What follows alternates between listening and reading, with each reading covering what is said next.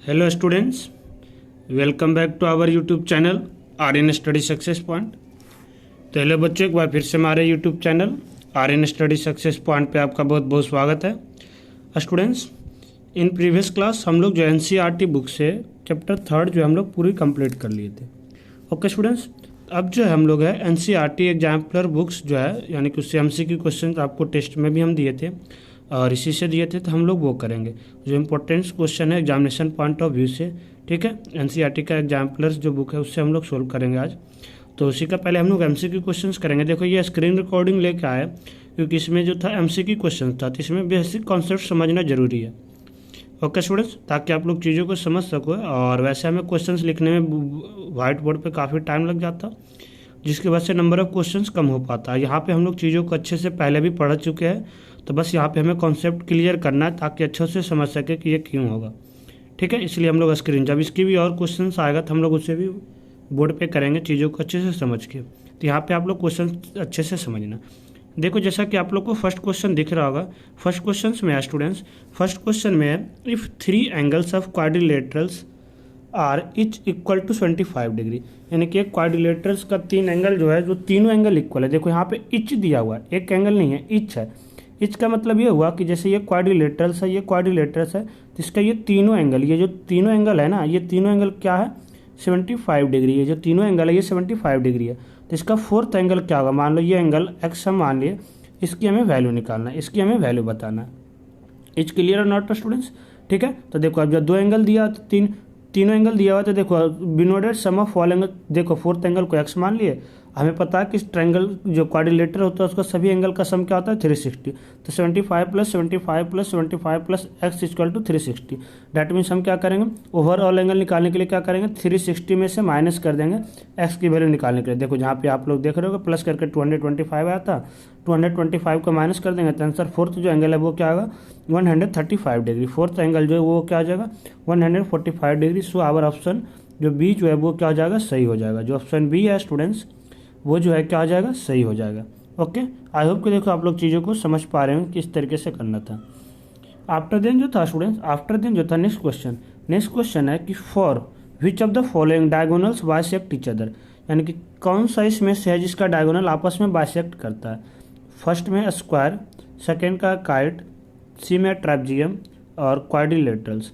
तभी देखो पता था स्टूडेंट्स कि जो डायगोनल्स होता है वो, जैसे इसमें स्क्वायर किसका डायगोनल, जो स्क्वायर का डायगोनल होता है वो बाइसेक्ट करता है।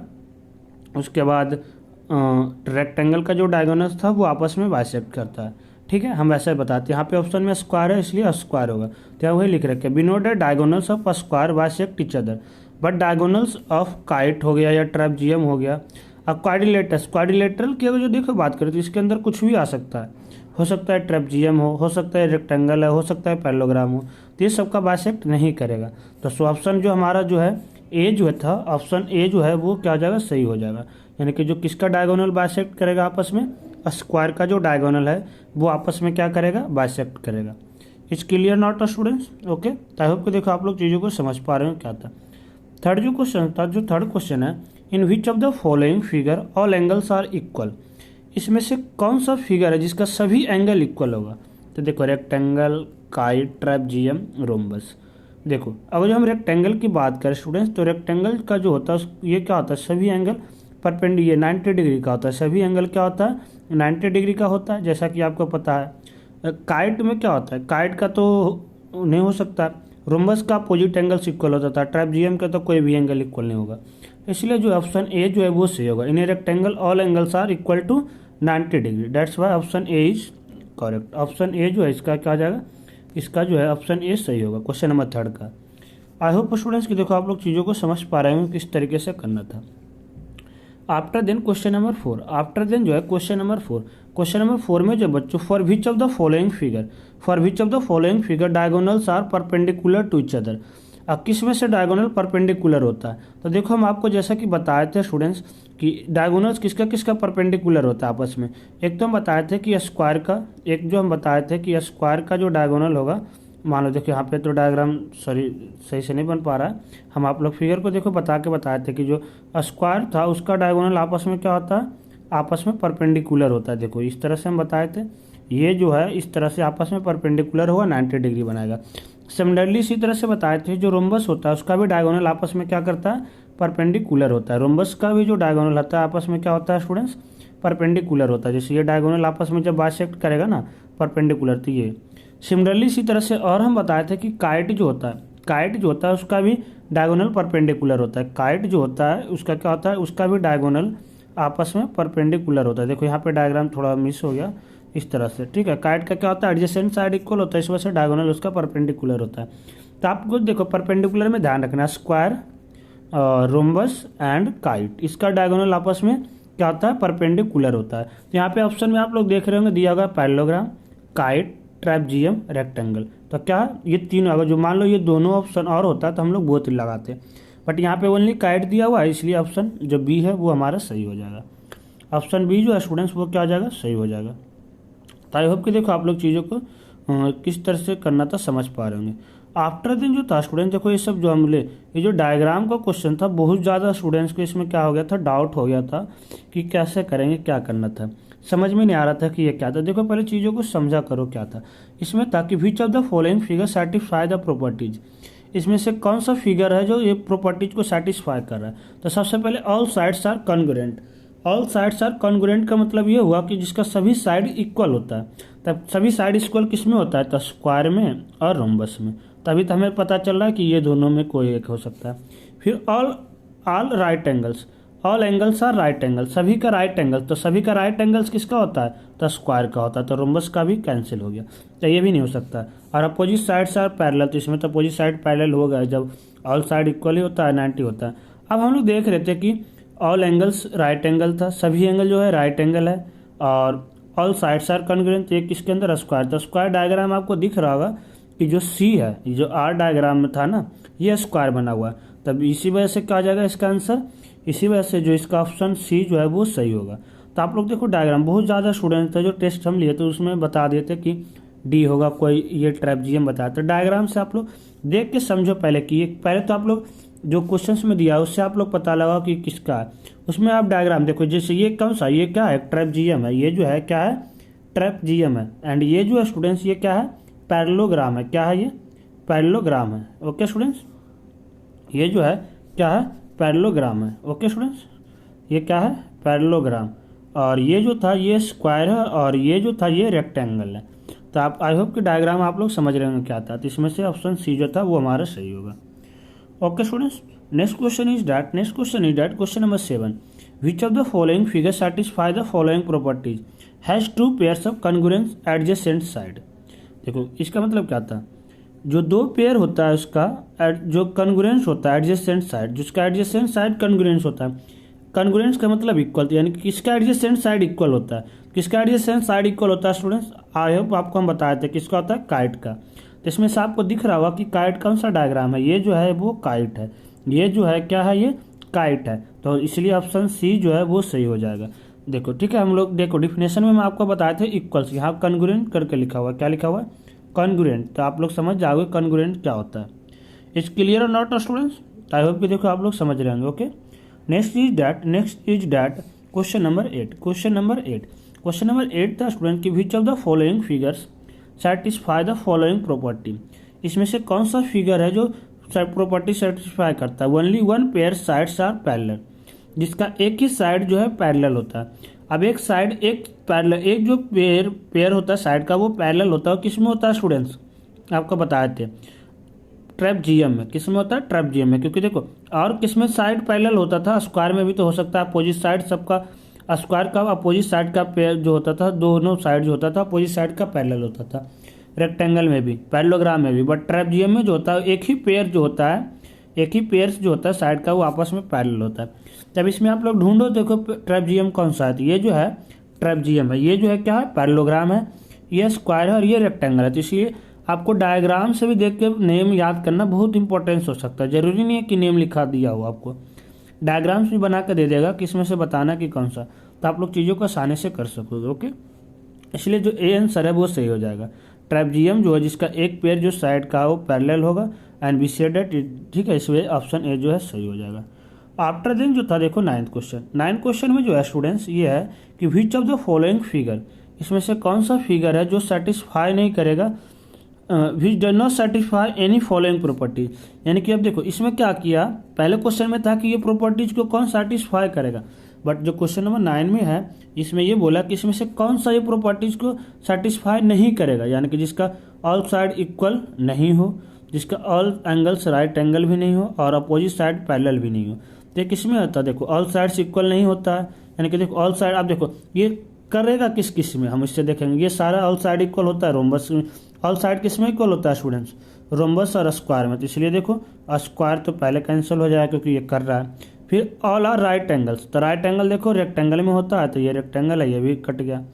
अपोजिट साइड है पैरेलल, इसमें होता है, तो ट्रेपजियम जो है वो किसी चीज़ को सेटिस्फाई नहीं कर रहा है, इसलिए जो है ए ऑप्शन जो है क्या हो जाएगा, सही हो जाएगा। क्योंकि ये जो था ट्रेपजियम है, ये जो क्या है ट्रेपजियम है, ये स्क्वायर था, ये जो है स्क्वायर है, ये रेक्टेंगल है और ये पैरेललोग्राम था। ठीक है students, next question is that question number 10। Question number 10 जो था स्टूडेंट्स वो है कि विच ऑफ द फॉलोइंग प्रॉपर्टीज, इसमें से कौन सा प्रॉपर्टीज जो है वह ट्रेपजियम को डिस्क्राइब करता है, मतलब ट्रेपजियम का प्रॉपर्टी बताता है। तभी हम ट्रेपजियम का प्रॉपर्टीज बताते हैं। One pairs of opposite sides are parallel, एक जो पेयर होगा उसका पैरेलल होगा। तो देखो पहला ऑप्शन है A pairs of opposite sides are parallel, तो पहला ऑप्शन ये सेटिस्फाई करता है, इसलिए ए जो है वो सही हो जाएगा। बाकी डायगोनल बाइसेक्ट नहीं करता आपस में।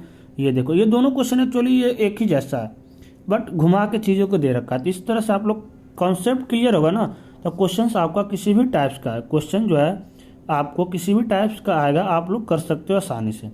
बस क्या करना है, आपको कॉन्सेप्ट जो है वो क्लियर होना जरूरी है। जो कॉन्सेप्ट है स्टूडेंट्स वो क्लियर होना मोस्ट इंपॉर्टेंट है, तो देन हम लोग चीज़ों को आसानी से करेंगे। नेक्स्ट जो था students question number 11, which of the following properties of parallelogram. Parallelogram का इसमें से कौन सा प्रॉपर्टीज हमें ये बताना है। तो अपोजिट साइड्स आर पैरेलल, ये पैरेललोग्राम का प्रॉपर्टीज है, यस, तो ये हो गया। और देखते हैं कि शायद कुछ है, नहीं तो यही ए ऑप्शन हो जाएगा। डायगोनल्स बाइसेक्ट ईच अदर, नहीं ये नहीं करता है। डायगोनल्स आर परपेंडिकुलर, ये भी नहीं करता है। जो रोम्बस होता है उसका देखो पैरेललोग्राम जो डायगोनल होता है आपस में बाइसेक्ट नहीं करता है। Okay, all angles are equal, इसका सभी एंगल जो होता है इक्वल होता है, ये भी नहीं होता है। अपोजिट एंगल्स इक्वल होता है। दैट्स वाई ये जो प्रॉपर्टी ये जो है ए ऑप्शन जो है वो सही हो जाएगा। ए ऑप्शन जो है वो क्या होगा स्टूडेंट्स, सही होगा। इज क्लियर और not, is clear not, okay. Next is that question number 12। Question number 12 में था what is the maximum number of obtuse angle that quadrilateral can have, यानी कि सबसे ज़्यादा कोई भी एक क्वाड्रिलेटर में मैक्सिमम जो है ज़्यादा से ज़्यादा कितने ऑब्ट्यूस एंगल हो सकता है, ज़्यादा से ज़्यादा कितने ऑब्ट्यूस एंगल हो सकता है। ठीक है, 1 2 3 4, यानी कि ज़्यादा से ज़्यादा ऑब्ट्यूस एंगल देखो मतलब क्या होता था स्टूडेंट्स, यानी कि 90 से बड़ा और 190 और 180 के बीच में, 90 और 180 के बीच में। ठीक है, तो अब देखो हमें पता था कि ट्रायंगल जो क्वाड्रिलेटर होता है उसका सभी एंगल का सम क्या होता है 360, और ऑब्ट्यूस एंगल तो हम बताया 980। इसलिए 10 ऑल क्वाड्रिलेटर्स कैन नॉट, 3 से ज़्यादा नहीं हो सकता, क्योंकि 3 से ज़्यादा हो गया, मान लो 4 हो गया, 3 से ज़्यादा अगर जो हो गया 4, तो मान लो सब ऑब्ट्यूस एंगल सब 90 से ज़्यादा होगा, तो 90 से ज़्यादा मान लो सब 90 है तब तो 360 है, और जो सभी 90 से ज़्यादा होगा तो वैल्यू 360 से ज़्यादा हो जाएगा ना, तो ये पॉसिबल नहीं है।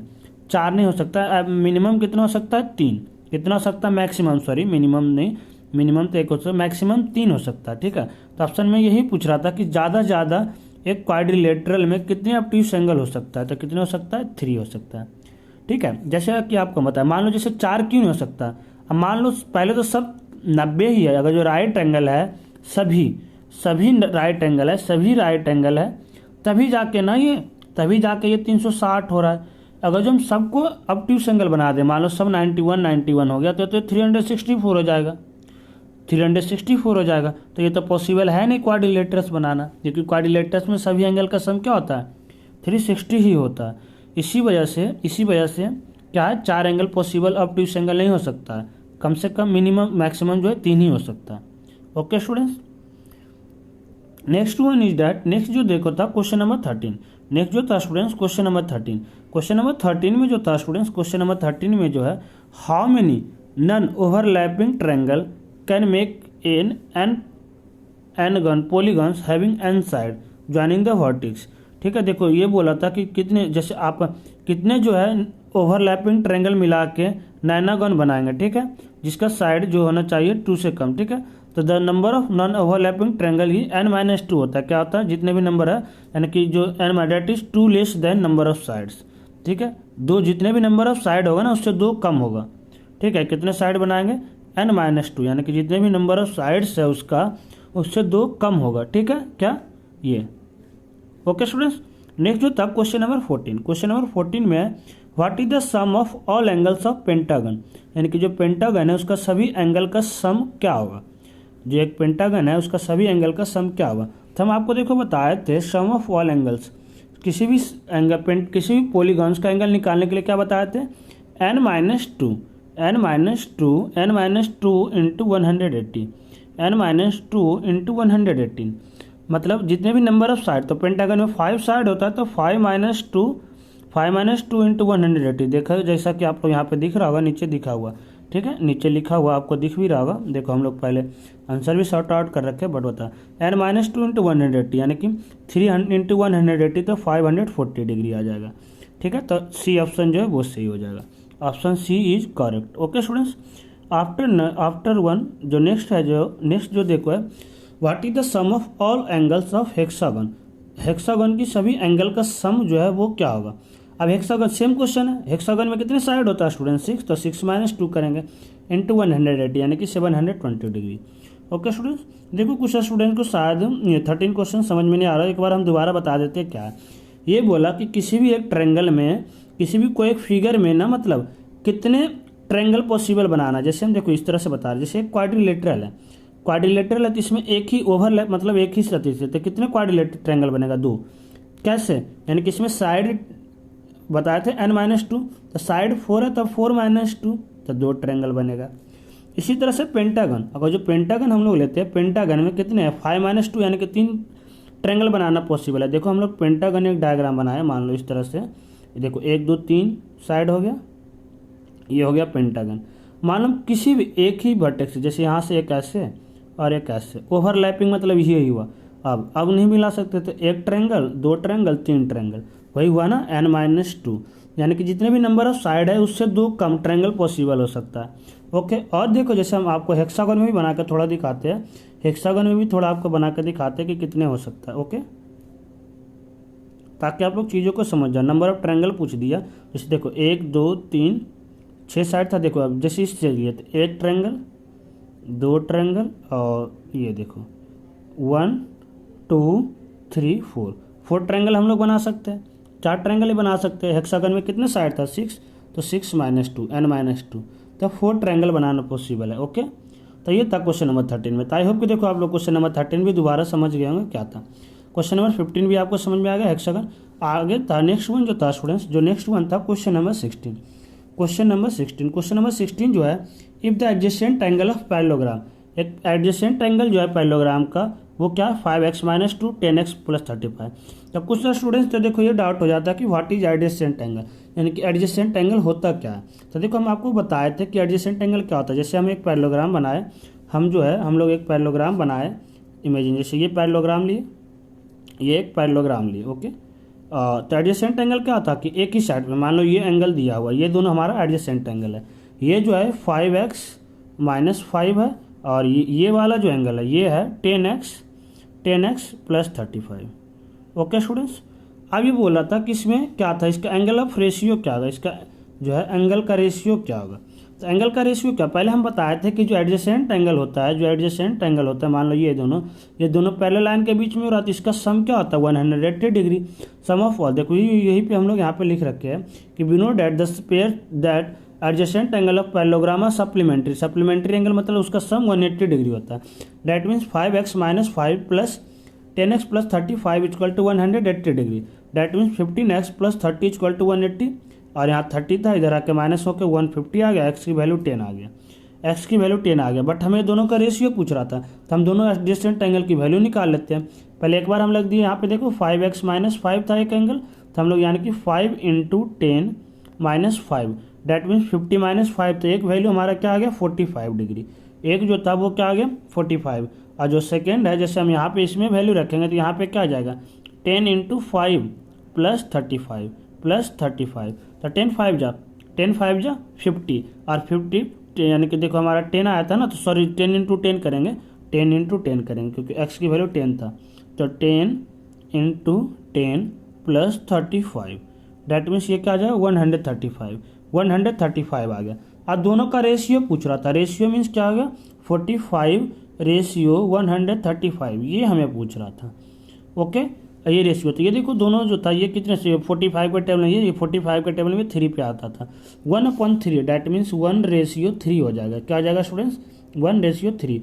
इस वजह से हमारा ऑप्शन देखो 1:3, ए ऑप्शन जो था वो सही होगा, ए ऑप्शन जो था वो क्या होगा सही होगा।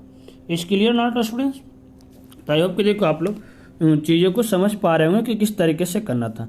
Next one is that, next जो है स्टूडेंट्स क्वेश्चन नंबर 17 में है कि एक क्वाड्रिलेटर है जिसका ऑल साइड इक्वल है, सभी साइड आपस में क्या है इक्वल है, opposite angles and equal the diagonal, whose all side equal है, अपोजिट एंगल्स इक्वल है, अपोजिट एंगल्स भी इक्वल है एंड द डायगोनल्स जो आपस में बाइसेक्ट करता है राइट एंगल पे, तब वो क्या होगा। अब देखिए प्रॉपर्टी, पहले ऑल साइड किस में इक्वल होता है स्टूडेंट्स, ऑल साइड्स इक्वल किस में होता है, स्क्वायर में या फिर रोम्बस में, तो हमें तो यही से पता चल गया कि ये दोनों होगा।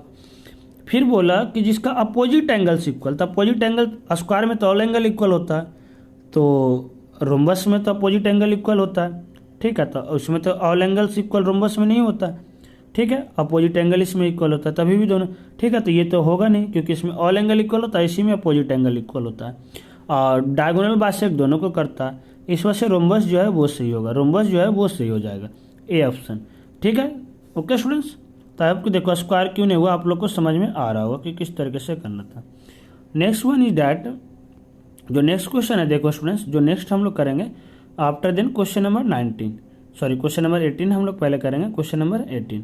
क्वेश्चन नंबर 18 में जो था स्टूडेंट्स, 18 में है एक क्वाड्रिलेटर है जिसकी opposite sides, whose opposite sides and all angles are equal, एक क्वाड्रिलेटर है जिसकी अपोजिट साइड इक्वल है और ऑल एंगल्स आर इक्वल, इजे वो क्या हो सकता है। अब देखो जिसकी opposite side equal, opposite side equal किस किस में होता है, अपोजिट साइड इक्वल किस में होता है स्टूडेंट्स, या तो पैरेललोग्राम में होता है क्योंकि रोम्बस में तो ऑल साइड इक्वल होता है, तो या तो पैरेललोग्राम होगा या फिर रेक्टेंगल। और अब ये बोला कि all angles are equal, all angles equal किस में होता है, रेक्टेंगल में होता है क्योंकि इसका सभी एंगल 90 डिग्री होता है, इसमें अपोजिट एंगल, तो ये भी नहीं होगा, तो यानी कि ऑप्शन ये जो रेक्टेंगल था वो सही होगा, तो रेक्टेंगल हमारा ऑप्शन ए में दिख रहा था, रेक्टेंगल जो है हमारा ऑप्शन ए में दिख रहा था। तो देखो इस तरह से आप लोग कॉन्सेप्ट, आई होप कि देखो आपको जो कॉन्सेप्ट है अब वो क्लियर हो रहा होगा कि किस तरीके से समझना था चीज़ों को। बहुत ज़्यादा स्टूडेंट्स कंफ्यूज हो जाते हैं कि ये तो दोनों चीज़ में आ रहा है क्या होगा, तो आप लोग इस तरह से समझो, एक एक पॉइंट को लेकर के देखो कि पहले इसमें दोनों में होगा तब एक अगले पॉइंट्स को हम लोग देखेंगे। ऐसा नहीं है कि एक ही फर्स्ट पॉइंट को देख कर आप ऑप्शन करेक्ट कर दो, टिक कर दो, ये हो जाएगा।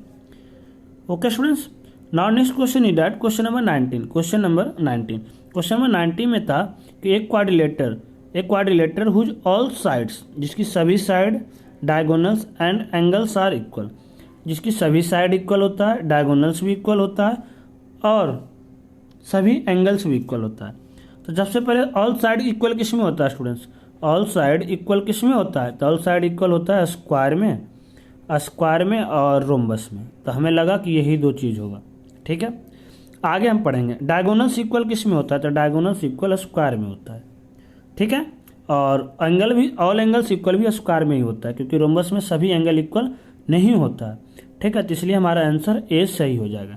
तो आई होप कि देखो कुछ बच्चे रोम्बस में कर रहे थे तो क्यों नहीं होगा, रेक्टेंगल क्यों नहीं होगा, ट्रेपजीयम क्यों नहीं होगा, आपको समझ में आ रहा होगा, रोम्बस जो था वो सही हो जाएगा।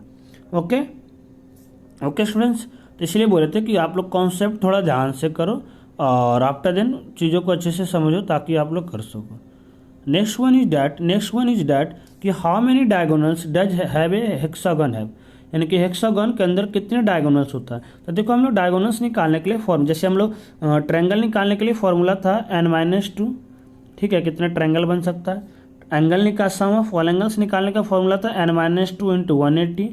सिमिलरली इसी तरह से फॉर्मूला है डायगोनल्स निकालने के लिए, नंबर ऑफ डायगोनल्स निकालने के लिए फॉर्मूला है n ब्रैकेट में n-3 इंटू अपॉन में 2, ओके, यानी कि n मतलब हुआ नंबर ऑफ साइड्स। तो हेक्सागन में नंबर ऑफ साइड कितना होता है स्टूडेंट, 6, डैट मीन 6। हेक्सागन में नंबर ऑफ साइड्स जो है वो कितना होता है, हेक्सागन में नंबर ऑफ साइड जो होता है कितना होता है स्टूडेंट्स, 6 होता है। हेक्सागोनल नंबर ऑफ साइड कितना होता है 6, दैट मीन्स 6 ब्रैकेट में 6 माइनस 3 अपॉन में 2, दैट मीन्स 6 में से 3 जाएगा, 6 में से 3 जाएगा स्टूडेंट्स तो क्या होगा 3, यानी कि 6 3 जा 18 अपॉन 2, यानी कि 18 अपॉन 2 करेंगे तो 9 आंसर आ जाएगा। 9 आंसर जाएगा, यानी कि हेक्सागन में कितने नंबर ऑफ साइड होगा, डायगोनल होगा 9 होगा। कितना होगा स्टूडेंट्स 9 होगा। ओके, तो आई होप कि देखो आप लोग क्वेश्चंस को अच्छे तरीके से समझ रहे होंगे कि क्या करना था। ओके स्टूडेंट्स, अब जो है स्टूडेंट्स देखो ऐसे तो हमारा बहुत क्वेश्चन है। अब जो है हम लोग क्वेश्चन नंबर 21 से जो है उसे हम लोग नेक्स्ट पार्ट में करेंगे। क्वेश्चन नंबर 21 से जो है हम लोग उसे नेक्स्ट पार्ट में सोल्व करेंगे कि किस तरीके से क्वेश्चंस को हमें करना है। आई होप कि देखो आज का जो क्लास है आपके लिए बहुत ही यूजफुल रहा होगा और आप लोग चीज़ों को अच्छे से समझेंगे। तो जो समझ में आया तो प्लीज़ कमेंट करके ज़रूर बताना कि आपको चीज़ों को कितना समझ पाए, आप लोग कॉन्सेप्ट को कितना क्लियर कर पा रहे हैं। और अगर जो समझ में आ रहा है नहीं आ रहा तो आप लोग कमेंट करके प्लीज़ ज़रूर बताएं, ताकि और हम लोग चीज़ों को अच्छे से डिटेल में पढ़ें। ज़रूरत पड़ेगा तो हर एक को हम प्रॉपर्टीज दोबारा से बताएंगे, ताकि आप लोग चीज़ों को अच्छे से समझ सको। ओके स्टूडेंट्स, अगर जो वीडियो अच्छा लगा तो लाइक ज़रूर करना और अपने दोस्तों में ग्रुप में ज़्यादा से ज़्यादा शेयर करें, ताकि ज़्यादा स्टूडेंट्स हमारे साथ जुड़ सके और इसका बेनिफिट ले सके। Okay students, so thank you for watching, see next time, thank you so much.